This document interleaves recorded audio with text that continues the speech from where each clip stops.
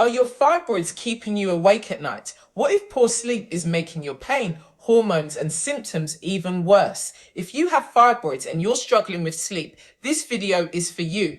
Many women think poor sleep is just another symptom, but poor sleep can actually make fibroid symptoms feel worse. Here's why. When you don't sleep well, your body doesn't get enough time to rest and repair. This can make you more sensitive to pain. It can affect your mood.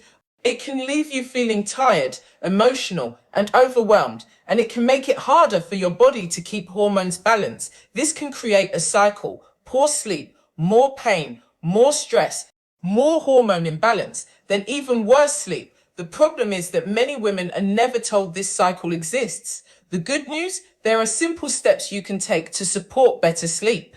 Here are 5 things to focus on. Step 1, create a regular bedtime. Try to go to bed and wake up at the same time each day. Step 2, reduce screen time before bed. Give your brain time to switch off. Step 3, create a calm bedtime routine. A warm bath, reading, prayer, stretching, or deep breathing can help. Step 4, avoid eating heavy meals late at night. Give your body time to rest. Step 5, support your stress levels. Even a few minutes of relaxation each day can help your body feel safer and calmer. Remember, sleep is not a luxury. Sleep is part of your healing.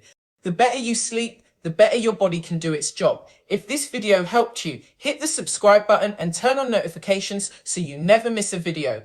And please share this video with another woman struggling with fibroids and poor sleep. You never know who needs to hear this today.